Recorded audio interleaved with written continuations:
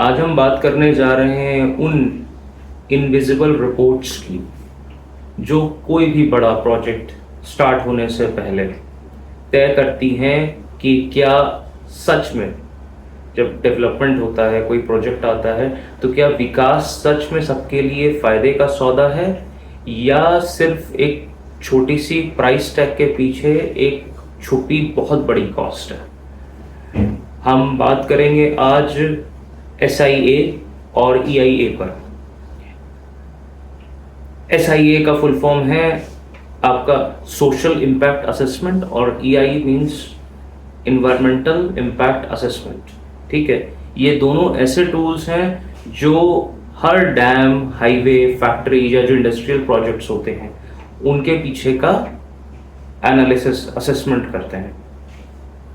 और ये भी बात करेंगे कि क्या किसी प्रोजेक्ट के लिए किसी का घर छीन जाना ठीक है या पॉल्यूशन के बदले में डेवलपमेंट को जस्टिफाई करना, क्या ये ठीक है।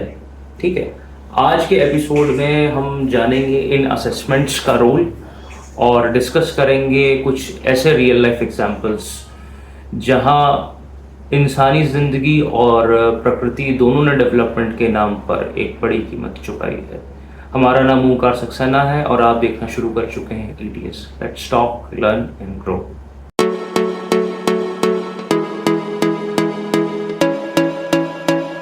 SIA, social impact assessment.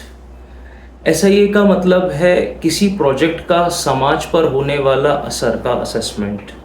ठीक है, जब कोई डैम, हाईवे, इंडस्ट्रियल प्रोजेक्ट या इंडस्ट्रियल जोन या माइनिंग प्रोजेक्ट बनाया जाता है तो उसका सीधा असर लोकल कम्युनिटीज़, उनकी रोजी रोटी, कल्चर और डेली लाइफ पर पड़ता है। तो SIA इसको इंश्योर करता है कि लोगों को उनके घर से हटाया जा रहा है कि नहीं, उनके जीवन स्थल या सामाजिक संबंध टूट रहे हैं या नहीं, उनको कॉम्पनसेशन मिल रहा है या नहीं, उनकी आवाज़ सुनी जा रही है या नहीं। इसका SIA का रोल इंक्लूसिव डेवलपमेंट को इंश्योर करना ही है।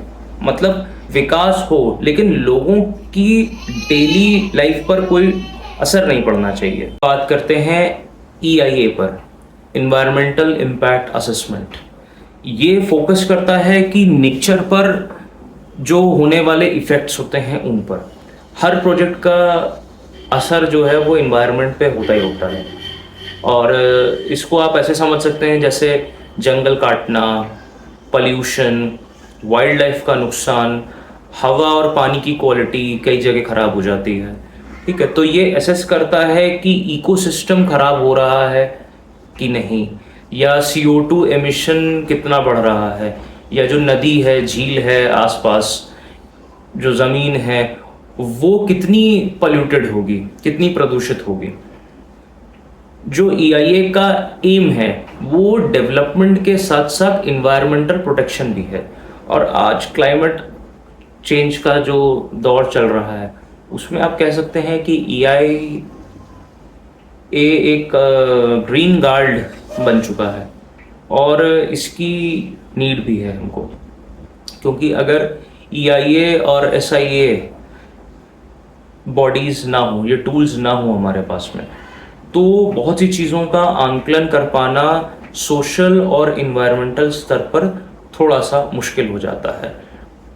ये मैटर करता है क्योंकि हम एक डेवलपिंग कंट्री हैं और यहाँ पर विकास के साथ साथ सस्टेनेबल और एथिकल डेवलपमेंट भी इक्वली इम्पॉर्टेंट है। SIA और EIA जैसे टूल्स इसको इंश्योर करते हैं, लोकल लोगों के हक की रक्षा करते हैं, पर्यावरण का सम्मान भी करते हैं, उसको भी कोशिश करते हैं कि वो जितना कम हो सके उतना अफेक्ट हो। और विकास, मेरा मानना है कि जो विकास है, जो डेवलपमेंट है, वो सिर्फ इकोनॉमिक ही नहीं है, सोशल और इकोलॉजिकल भी हो, वो भी होना चाहिए। आज हर बड़ा प्रोजेक्ट जो भी असेसमेंट के बिना आगे बढ़ता है तो वो फिर कहीं ना कहीं आगे जा कर के प्रॉब्लम अराइज करता है। इसको हम क्लियरली समझ सकते हैं एग्जाम्पल के थ्रू।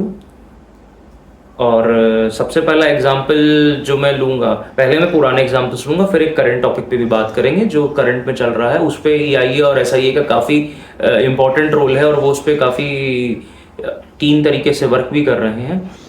जो सबसे पहला हमारा एग्जाम्पल है वो है नर्मदा वैली प्रोजेक्ट। इस मेगा डैम प्रोजेक्ट का मकसद था इरिगेशन, इलेक्ट्रिसिटी जनरेशन और वाटर सप्लाई इम्प्रूव करना। लेकिन डेवलपमेंट के पीछे जो है, हर डेवलपमेंट के पीछे एक बड़ी कॉस्ट होती है, छुपी होती है, और लाखों लोगों का डिस्प्लेसमेंट और एनवायरमेंटल डैमेज भी इसमें होता है। सोशल इम्पैक्ट ऐसे आप देख सकते हो, जैसे इस वाले ये नर्मदा प्रोजेक्ट में जो है वो 2 लाख लोगों के आसपास का जो डेटा था, जो डेटा कहता है वो 2 लाख लोगों लगभग अप्रॉक्सीमेटली उनको अपने घर छोड़ने पड़े, जिसमें से आपके आदिवासी थे, ट्राइबल्स थे और मार्जिनलाइज्ड कम्युनिटीज़ भी शामिल थे। ठीक है। और ये इसके साथ साथ जो है वो उनके रहने और जीने का जो कल्चरल आइडेंटिटी थी उस पर भी बहुत बड़ा असर पड़ा।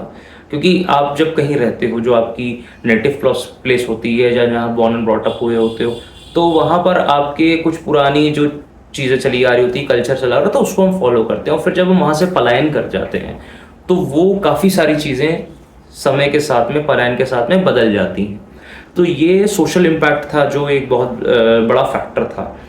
और जब प्रॉपर सोशल इम्पैक्ट असेसमेंट नहीं होता है किसी चीज़ में, तब लोग फिर उसका विरोध करते हैं, प्रोटेस्ट करते हैं। इसमें भी ऐसा ही हुआ, लोगों ने इसका प्रोटेस्ट किया, एक मूवमेंट बना जिसका नाम दिया गया नर्मदा बचाओ आंदोलन, जिसको मेधा पाटकर ने लीड किया था। और फिर तो आप जानते हो, रेस्ट इज हिस्ट्री, कि वो काफ़ी उसमें फिर बड़े बड़े आपके सेलिब्रिटीज़ भी उसमें जुड़े। और अगर उसमें ये असेसमेंट हुआ होता तो शायद इस मूवमेंट की नौबत ना आती। वहीं जो इस पे इन्वायरमेंटल इम्पैक्ट हुआ वो था कि बड़े पैमाने पर जो है वो जंगल काटे गए थे, वाइल्ड लाइफ और इकोसिस्टम बहुत ज़्यादा डिस्टर्ब हुआ था, रिवर इकोसिस्टम बदल गया था और बायोडाइवर्सिटी को नुकसान हुआ था। ये आज तो मैं डिस्कस कर रहा हूँ और हम इसको एज अ डेटा या एज अ हिस्ट्री या एक एग्जाम्पल के तौर पर ले रहे हैं, लेकिन ये उस टाइम पर बहुत ही मेजर मूवमेंट था। और एक ये बहुत बड़ा सवाल था कि जो इंडिया के डेवलपमेंट के मॉडल को लेकर के ये लीगली भी गया, बाद में एक बहुत बड़ा सवाल बन गया और कोर्ट ने इसके बाद इस पर ईया और सिया को ऑर्डर किया। फिर उसके बाद में पॉलिसीज और प्रोसीजर्स भी बनाए गए। नर्मदा प्रोजेक्ट ने हमें सिखाया कि चाहे कितना भी बड़ा प्रोजेक्ट हो, सिया और ईया के बगैर डेवलपमेंट अधूरा है।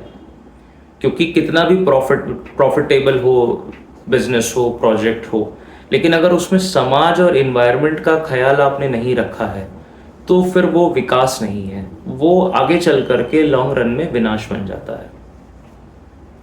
ऐसे एक और भी बहुत बड़ा इम्पैक्टफुल केस है Sterlite copper plant of Tuticorin, Tamil Nadu. अब हम उसको थोथुकुड़ी के नाम से जानते हैं, टूटीकोरिन को।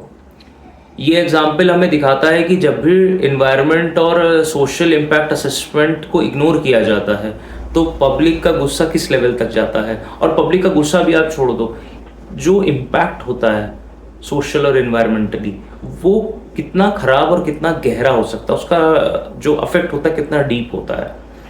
पहले मैं आपको बता देता हूँ, स्टरलाइट कॉपर प्लांट जो था ये वेदांता ग्रुप का प्लांट था। ये कॉपर रिफाइन करता था और कंपनी का कहना था कि प्लांट जॉब्स दे रहा है बहुत बड़े पैमाने पर, ठीक है, और कॉपर का प्रोडक्शन भी बढ़ रहा है। लेकिन जो लोकल लोग थे वो, उनका कहना डिफरेंट था। उनका ये कहना था कि जो आसपास में जो लोग रह रहे थे उनको हेल्थ इश्यूज आ रहे थे, और हेल्थ इश्यूज भी ऐसे वैसे नहीं, जैसे कैंसर, ब्रीदिंग प्रॉब्लम्स या skin disease, skin related problems वो ज़्यादा हो रही थी। और इससे जो वहाँ पे आसपास जो मछुआरे थे, फिशरमैन थे और जो स्मॉल बिजनेस होल्डर्स थे, ओनर्स थे, उनका जो लाइवलीहुड था वो बहुत ज़्यादा डिस्टर्ब हो गया था, काफ़ी अफेक्ट हुआ था वो। पर फिर भी इसके बावजूद भी लोगों की आवाज़ नहीं सुनी गई। इसमें कोई पब्लिक कंसल्टेशन भी प्रॉपर तरीके से नहीं हुआ। प्लांट पर टॉक्सिक गैस लीक का आरोप भी लगा। पानी और हवा दोनों पोल्यूटेड हो रहे थे। प्रॉपर EIA की रिपोर्ट के बिना एक्सपेंशन की परमिशन भी मिल गई थी। मतलब ये चल रहा था। फिर 2018 में पब्लिक प्रोटेस्ट हुआ जिसमें लोगों का गुस्सा साफ दिखाई दिया। प्रोटेस्ट हमेशा एक पीसफुल वे में ही स्टार्ट होता है, लेकिन फिर वो जब सुनी नहीं जाती तो फिर वो वायलेंट हो जाता है।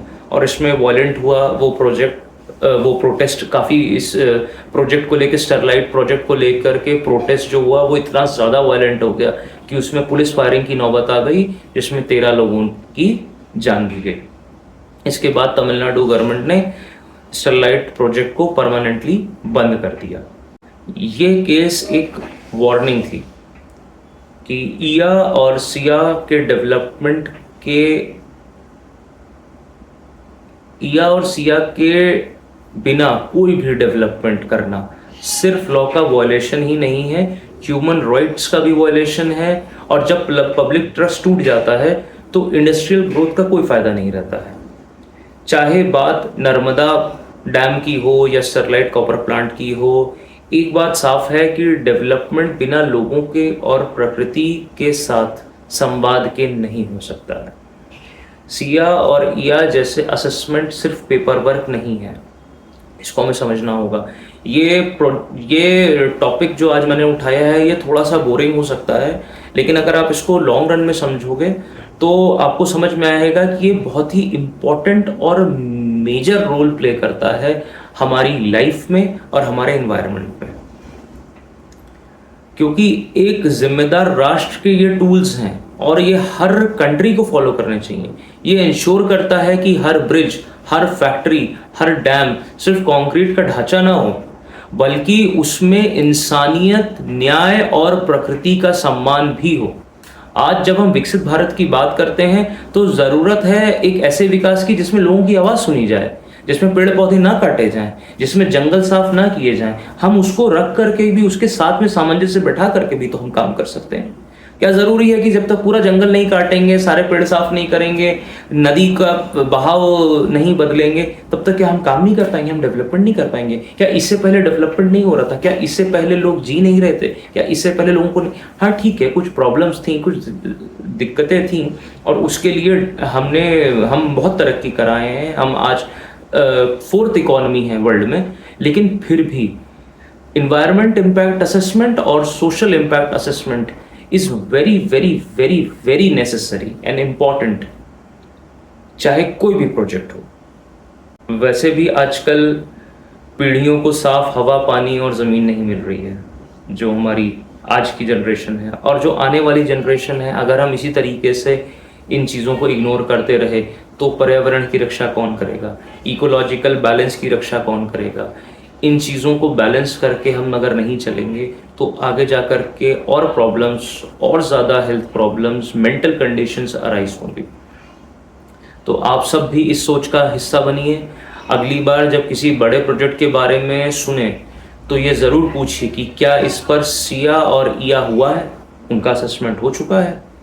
मिलते हैं अगले एपिसोड में, तब तक सोचिए, सवाल उठाइए और एक जिम्मेदार नागरिक बनिए। Thank you.